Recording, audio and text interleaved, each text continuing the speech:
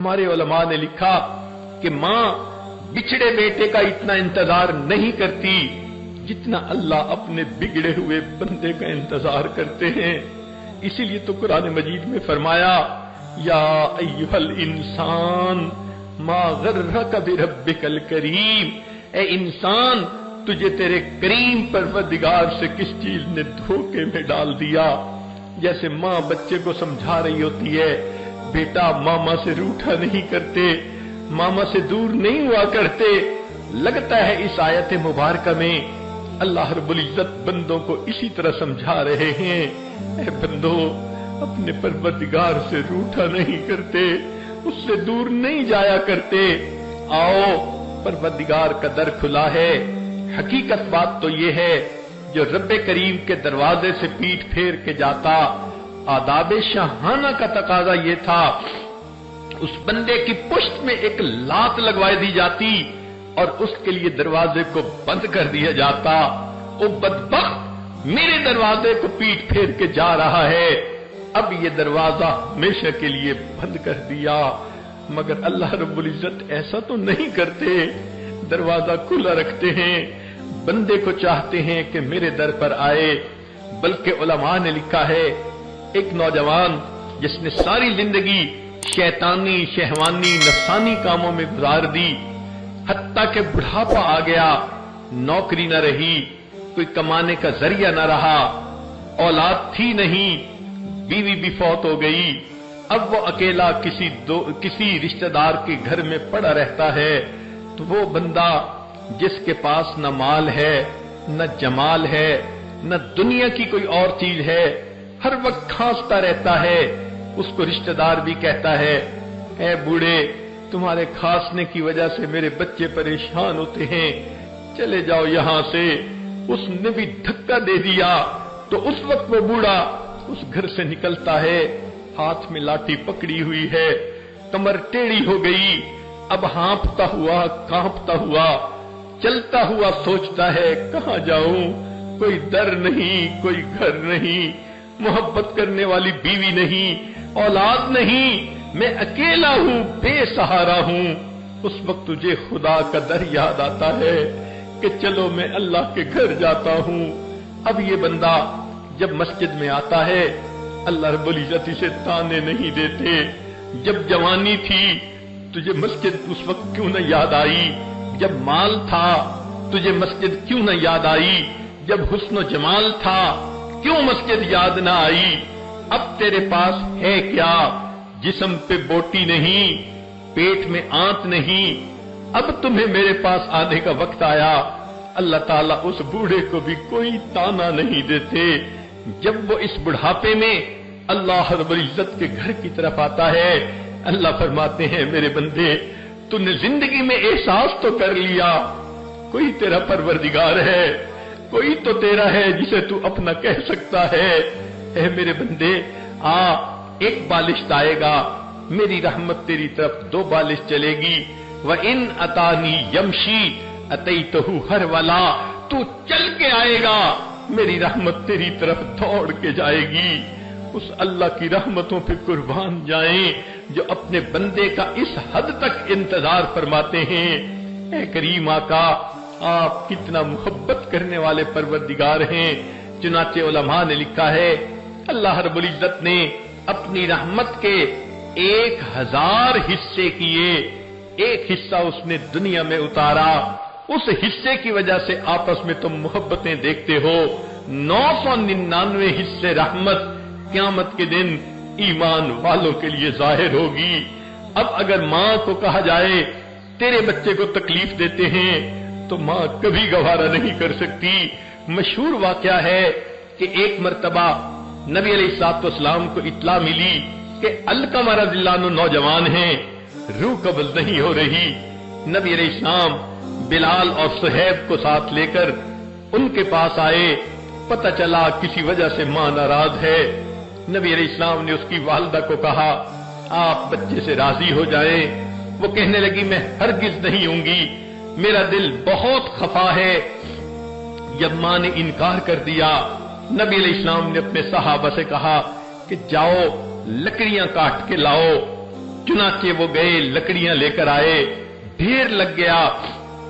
नबी अलैहिस्सलाम ने कहा अच्छा इसको हम आग लगाएंगे, जब खूब आग जलेगी तो हम अलकमा को उसके अंदर डाल देंगे। बूढ़ी औरत को पता चला, पूछने लगी मेरे बेटे को आग में क्यों डालेंगे? नबी अलैहिस्सलाम ने फरमाया जब तुम इसे माफ नहीं करोगी, इसने जहन्नम की आग में भी तो जाकर जलना है, हम इसे यहीं आग में डाल देते हैं। जब मां ने देखा कि मामला सीरियस है, कहती है अच्छा मेरे बच्चे को आग में न डालें, मैंने अपने बच्चे को माफ कर दिया। मां बच्चे की तकलीफ बर्दाश्त नहीं कर सकती। अल्लाह रब्बुल इज्जत का भी मामला इसी तरह है। अगर किसी के दिल में ये सवाल आए फिर तकलीफें क्यों आती हैं, परेशानियां क्यों आती हैं, तो उसकी वजह यह है कि अल्लाह रब्बुल इज्जत अपने बंदों के गुनाहों को धोते हैं, माफ करते हैं। आपने नहीं देखा हामिद एक कमरे में बैठा है, उसे दूसरे कमरे में बच्चे को रोने की आवाज आती है, वो पूछता है कि बच्चे के पास कोई है? जवाब मिलता है कि उसकी मां मौजूद है। वो कहते हैं ये कैसी मां है, पास भी है फिर बच्चा रो रहा है, उसे बताओ कि मां ही तो रुला रही है। वो हैरान होगा, मां रुला रही है? जवाब मिलेगा हाँ बच्चे ने नजासत कर दी थी, नजासत में लिथड़ गया था, मां उसे साफ कर रही है, नए कपड़े पहना रही है और बच्चा इस वजह से नहाने की वजह से रो रहा है। तो ये बच्चे का रोना मां की सख्ती की वजह से, नाराजगी की वजह से या मां की दुश्मनी की वजह से नहीं, मां की मोहब्बत की वजह से है। मां बर्दाश्त नहीं करती उसके बच्चे से बू आए, उसके बच्चे के कपड़े मैले हों, वक्ती रोने को बर्दाश्त कर लेती है, लेकिन बच्चे को नहला के साफ कपड़े पहनाती है, फिर उसको अपने सीने से लगा लेती है। बिल्कुल यही मामला इंसान का है। दुनिया में रहते हुए ऐसे गुनाह कर लेता है, उसका बातिन नजस हो जाता है, दिल स्याह हो जाता है, गुनाहों की नजासत उसको बातनी तौर पर नापाक कर देती है।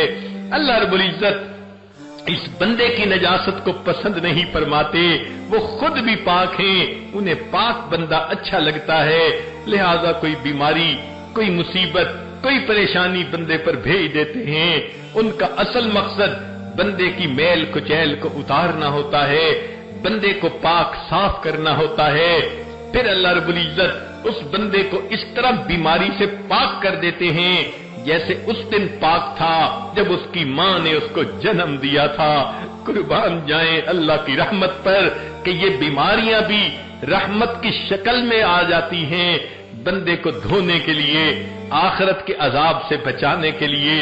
इन्नल्लाह बिन्नासि लरऊफुर रहीम, अल्लाह रब्बुल इज्जत अपने बंदों पर बड़े रऊफ और बड़े रहीम हैं। लिहाजा अगर कोई बंदा जिंदगी भर गुनाहों में पड़ा रहा और फिर उसे एहसास हुआ कि मैंने खता की, मुझे चाहिए मैं अपने रब को मनाऊं, तो मौत से पहले पहले अल्लाह का दरवाजा खुला है। बंदे को चाहिए कि वो आए अपने रब को मना ले ताकि अल्लाह रब्बुल इज्जत इसके गुनाहों को माफ कर दे। हत्ता कि अल्लाह इतने खुश होते हैं, उलाइका युबद्दिलुल्लाहु सय्यिआतिहिम हसनात, अल्लाह ताला इस बंदे के गुनाहों को इसकी नेकियों में तब्दील फरमा देते हैं। चुनाचे इब्ने कय्यम रहमतुल्लाह अलैह ने एक वाकया लिखा, फरमाते हैं मैं एक मर्तबा एक गली में से गुजर रहा था, एक दरवाजे के करीब जब पहुंचा मैंने देखा कि दरवाजा खुला, एक मां अपने 8-9 साल के बच्चे पर खफा हो रही थी, नाराज हो रही थी, कह रही थी तू ढीठ बन गया, जिद्दी बन गया, मेरी कोई बात नहीं मानता, काम चोर बन गया, कोई काम नहीं करता, और कह रही थी अगर तुमने मेरी बात नहीं माननी दफा हो जाओ, मैं तुम्हारी शक्ल नहीं देखना चाहती। गुस्से में मां ने जो बच्चे को धक्का दिया, वो बच्चा घर के दरवाजे से बाहर आ गिरा, मां ने दरवाजा बंद कर लिया। वो फरमाते हैं मैं उस बच्चे को देखने खड़ा हो गया, थोड़ी देर वो बच्चा रोता रहा, फिर बिल आखिर वो उठा, आहिस्ता आहिस्ता कदमों के साथ उसने गली के एक कोने पे जाना शुरू किया। حتیٰ کہ جب کونے پر پہنچا وہاں جا کر پھر کھڑا ہو گیا جیسے کچھ سوچ رہا ہو، پھر آہستہ قدموں سے واپس آیا، اپنے گھر کی دہلیز پر آ کر بیٹھ گیا، تھکا ہوا تھا، سو گیا۔ تھوڑی دیر کے بعد اس کی ماں نے کسی کام کے لیے دروازہ کھولا، دیکھا تو بچہ دروازے پر ہی لیٹا ہوا ہے۔ ماں کا غصہ ٹھنڈا نہیں ہوا تھا، پھر وہ کہنے لگی جاتا کیوں نہیں، چلا جا یہاں سے، اگر تو نے میری بات نہیں ماننی تو میں تجھے دیکھنا بھی پسند نہیں کرتی۔ جب ماں نے اسے پھر ڈانٹا، بچے کی آنکھ کھلی، وہ کھڑا ہوا، آنکھوں میں سے پھر آنسو آ گئے، کہنے لگا امی جب آپ نے مجھے دھکا دے دیا تھا میں نے سوچ لیا تھا میں یہاں سے چلا جاتا ہوں، امی میں نے سوچا تھا میں کسی کا نوکر بن جاؤں گا، مجھے کھانا بھی مل جائے گا، مجھے رہنے کی جگہ بھی مل جائے گی۔ اور یہ سوچ کر امی میں گلی کے موڑ تک پہنچ گیا تھا، لیکن وہاں جا کر مجھے خیال آیا مجھے روٹی بھی ملے گی، کھانا بھی ملے گا، ٹھکانہ بھی ملے گا، لیکن امی جو محبت مجھے آپ دیتی ہیں وہ محبت مجھے پوری دنیا میں کہیں نہیں مل سکتی۔ یہ سوچ کے میں واپس آ گیا، امی آپ ناراض ہو تو بھی آپ کا بیٹا، معاف کر دے تو بھی آپ کا بیٹا۔ جب بچے نے یہ بات کی ماں کی ممتا جوش میں آئی، اس نے بچے کو سینے سے لگایا، میرے بیٹے اگر تو یہ سمجھتا ہے جو محبت میں تجھے دے سکتی ہوں وہ دنیا میں کوئی اور نہیں دے سکتا، میرا دروازہ کھلا ہے، آ جا گھر میں زندگی گزار لے۔ ابن قیم رحمت اللہ علیہ یہ واقعہ لکھنے کے بعد فرماتے ہیں کہ جب اللہ رب العزت کا گنہگار بندہ اپنے گناہوں پر نادم اور شرمندہ ہو کر اللہ کے دروازے پہ حاضر ہوتا ہے اور آ کر کہتا ہے الہی عبدک العاصی یتاکا، اللہ آپ کا گنہگار بندہ آپ کے دروازے پر حاضر ہے، مقرم بالذنوب وقد دعاکا، اللہ اپنے گناہوں کا اقرار کرتا ہے اور آپ کی خدمت میں یہ گزارش کرتا ہے فَإِن تَغْفِرْ فَأَنْتَ لِذَاكَ أَهْلٌ، اللہ اگر آپ معاف کر دیں تو آپ کو تو یہ بات سجتی ہے، وَإِن تَطْرُدْ فَمَن يَرْحَمْ سِوَاكَ، اللہ اگر آپ مجھے دھکا دے دیں تو پھر میرے لیے کون ہے جو مجھ پر رحم کرنے والا ہو۔ عجیب بات ہے، دنیا کی روٹی کا سوال کرنے والا کسی دروازے سے خالی چلا جائے اس کو کوئی حسرت نہیں، کوئی افسوس نہیں، دوسرے دروازے پہ چلا جائے گا، نہ ملی تیسرے دروازے پہ چلا جائے گا، مگر معاملہ تو انسان کا ہے، اگر وہ اللہ رب العزت کے دروازے پر آیا اور یہ دروازہ نہ کھلا اب اس کے لیے دوسرا کوئی دروازہ نہیں۔ جو اللہ کے دروازے سے خالی جاتا ہے وہی بدبخت ہوتا ہے، وہی شقی ہوتا ہے۔ ہم اللہ رب العزت کی رحمت کو سوچیں اور اپنے گناہوں پر نظر ڈال کر آج کی اس محفل میں یہ فیصلہ کریں اے کریم آج تک ہم اپنے زندگی غفلت میں گزارتے رہے، نمازوں میں سستی ہوتی رہی، پردے میں کوتاہی ہوتی رہی، زبان سے دوسروں کی غیبت ہوتی رہی، بہتان بازی ہوتی رہی، اے اللہ آج ہمیں اپنے گناہوں کا احساس ہوا، ہم آج کے بعد ایک نیک عورت بن کر زندگی گزاریں گی، اے اللہ ہم کوئی گناہ نہیں کریں گی، اے کریم ہمارے گناہوں کو معاف کر دیجئے۔ ہم نے تو دنیا میں دیکھا ہے کہ اگر کسی گھر کی عورتیں چل کے کسی دروازے پہ آ جائیں لوگ تو قتل کا مقدمہ بھی معاف کر دیتے ہیں، عورت چل کے آ گئی ہے۔ اگر دنیا دار انسان عورت کے آنے کا اتنا لحاظ کرتا ہے، ذرا عورتیں سوچیں آج وہ اپنے گھروں سے چل کے اللہ کے اس گھر میں آ کر بیٹھ گئی ہیں۔ اے مولا ہم آپ کو منانا چاہتی ہیں، اللہ ہم اپنے دل کے غم کس کو سنائیں، آپ ہی تو سینوں کے بھید جاننے والے ہیں، اللہ ہمارے حال پر ترس کھا لیجئے، ہم پر رحم فرما دیجئے، اللہ ہمارے گناہوں کو معاف کر دیجئے۔ جب اس طرح ہم سچی توبہ کریں گے یقیناً اللہ تعالی ہمارے گناہوں کو معاف فرما دیں گے، آئندہ ہمیں نیکوکاری پرہیزگاری کی زندگی نصیب فرمائیں گے۔ وآخر دعوانا ان الحمد للہ رب العالمین۔